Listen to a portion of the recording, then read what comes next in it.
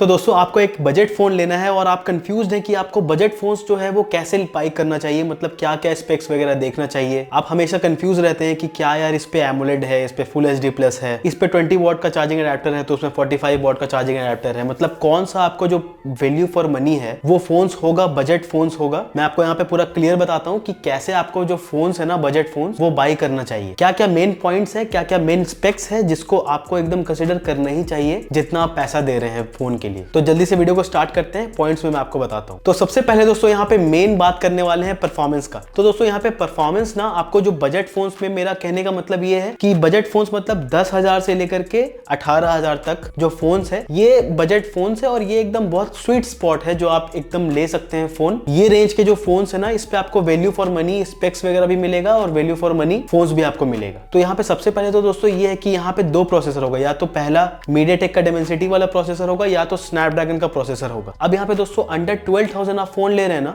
मतलब 10,000 का फोन, 11-12,000 तक का ही फोन केवल, तो यहाँ पे जो अंततः स्कोर है ये 4 लाख के आसपास ही रहना चाहिए। 4 लाख 10, 20, 30,000 तक यहाँ पे अंततः स्कोर बेटर होता है इतने सारे रेंज के फोन्स में। तो इतने अंततः स्कोर में ना आप डिसेंट गेमिंग वगैरह भी कर लेंगे और हल्का फुल्का मल्टीटास्किंग वगैरह भी कर लेंगे। स्मॉल एप्लीकेशन जो ज्यादा हाई साइज वगैरह का नहीं है तो यहाँ पे आप सही से आप ठीक ठाक अपना काम निकाल लेंगे। अगर आप ज्यादा गेमिंग वगैरह करते हैं, ज्यादा गेमिंग फोकस है आपका, तो दोस्तों ऐसा फोन बाय कीजिएगा जो कि बजट में भी हो और उस प्रोसेसर का ना उस फोन के साथ यहाँ पे अंततः स्कोर 6 लाख के ज्यादा ही होना चाहिए। 6 लाख 6.5 लाख के ज्यादा अगर होगा तो आप बहुत बढ़िया यहाँ पे गेमिंग कर पाएंगे। गेमिंग में आप 60 FPS तक आपको निकाल करके दे देगा फोन, तो ये चीज का आप ध्यान में रखिएगा। बाकी अगर फोन्स में 6 लाख अंततः स्कोर है, 6 लाख से ज्यादा अंततः स्कोर है तो आप डिसेंट मल्टीटास्किंग वगैरह भी कर सकते हैं, बढ़िया गेमिंग वगैरह कर सकते हैं। अंडर 15,000 रेंज का मैं बात कर रहा हूँ। और अगर रैम और रोम का बात करूं दोस्तों तो यहाँ पे ना एटलीस्ट आप 6 GB ही बाई कीजिएगा, क्योंकि 6 GB में ना थोड़ा सा मल्टीटास्किंग वगैरह हैंडल हो जाता है, थोड़ा सा ज्यादा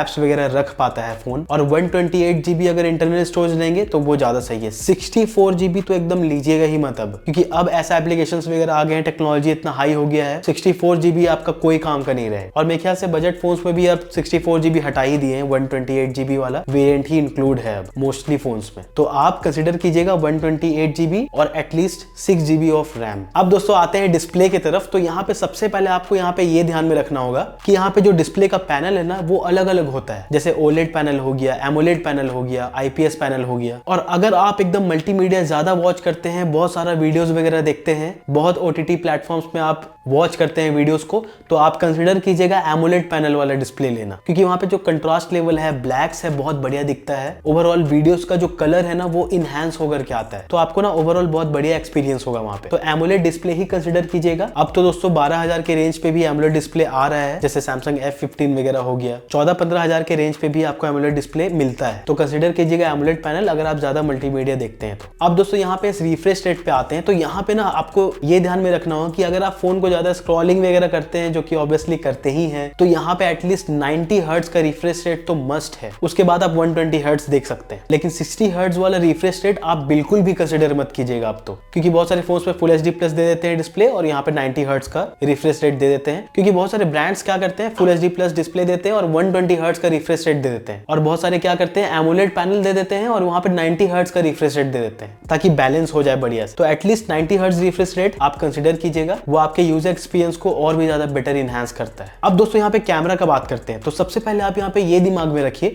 कि 50 मेगापिक्सल या फिर 64 मेगापिक्सल, 120 मेगापिक्सल, जितना ज्यादा हाई मेगापिक्सल के साथ अगर आप कैमरास देख रहे हैं तो प्लीज आप उस पे एकदम मत जाइएगा। आप यहाँ पे सेंसर देखिएगा कि किसका सेंसर फोन का कैमरा में ऐड है। मतलब सबसे बेस्ट आपको मैं बताऊं तो सोनी का IMX वाला सेंसर अगर ऐड होगा बजट फोन्स पे तो बहुत बढ़िया बात है। सोनी का IMX सेंसर ना बहुत ज्यादा बेटर सेंसर होता है, मतलब फोटोज का जो आउटपुट है वहां पे बहुत बढ़िया निकलता है। तो यहाँ पे आप ये ध्यान में रखिएगा कि जो मेगापिक्सल है वो तो ठीक है, लेकिन यहाँ पे सेंसर्स बढ़िया मिलना चाहिए आपको, तभी एक फोटोज का जो आउटपुट है बढ़िया निकलता है। अब सॉफ्टवेयर का बात करते हैं। तो यहाँ पे सॉफ्टवेयर बहुत ज्यादा इंपॉर्टेंट है दोस्तों। किसी भी फोन्स का एक्सपीरियंस अगर आपको लेना है बहुत बेटर तरीके से तो यहाँ पे सॉफ्टवेयर बहुत ज्यादा इंपॉर्टेंट रहता है, क्योंकि ना बजट फोन्स पे ना बहुत सारे ऐड देखने को मिलता है, मतलब जो उनका UI रहता है उस पर बहुत सारा एड्स, ब्लॉटवेयर वगैरह देखने को मिलता है। ब्लॉटवेयर वगैरह तो आप इंस्टॉल कर देते हैं, लेकिन बहुत सारे फोन्स में ना ऐसे ऐसे ब्लॉटवेयर वगैरह दे देते हैं जो कि इंस्टॉल ही नहीं होते हैं। तो ये आपको ध्यान में रखना होगा, क्योंकि ना यहाँ पे जब भी आप फोन्स लेंगे एड्स वगैरह आएगा तो आपका जो एक्सपीरियंस है ना फोन के साथ वो बहुत ज्यादा बेकार हो जाएगा और आप दूसरों को बोलेंगे कि यार ये तो फोन सही है ही नहीं। तो यहाँ पे ये चीज चीज आपको ध्यान में रखना होगा दोस्तों, क्योंकि ना यहाँ पे एक्सपीरियंस बहुत ज्यादा मैटर करता है। दूसरा बात दोस्तों, यहाँ पे जो OS अपडेट्स और सिक्योरिटी पैच अपडेट्स है ये बहुत ज्यादा मायने रखता है आपके सेफ्टी के लिए। मतलब यहाँ पे मेक श्योर कीजिएगा कि एटलीस्ट 2 से 3 साल का आपको OS अपडेट्स बजट फोन्स में तो मिलना ही चाहिए, और एटलीस्ट 3 से 4 साल का अगर सिक्योरिटी पैच अपडेट्स मिलेगा तो वो बहुत ज्यादा बेटर है। लेकिन यहाँ पे बजट फोन्स में मैंने देखा है कि 3 साल के ही सिक्योरिटी पैच अपडेट्स को इंक्लूड करते हैं, मतलब देते हैं। और अब बात करते हैं दोस्तों, क्योंकि अब 5G का जमाना आ गया है तो आपको 5G फोन चाहिए, तो यहाँ पे एक बात आप ध्यान में रखिएगा हमेशा कि यहाँ पे जो बैंड्स है ना वो इंपॉर्टेंट बैंड्स होना चाहिए आपके फोन में। जैसे कि आप सुनते हैं ना इस मोबाइल में 12 5G बैंड है या फिर इस मोबाइल में 13 5G बैंड्स है, तो वो जो बैंड्स है वो बहुत ज्यादा हेल्पफुल होते हैं नेटवर्क के मामले में। तो यहाँ पे मैं कुछ आपको इंपॉर्टेंट बैंड बताता हूँ, जैसे कि N77 होना ही चाहिए, N78 होना चाहिए, N28 होना चाहिए। ये सारे मेन 5G बैंड्स हैं।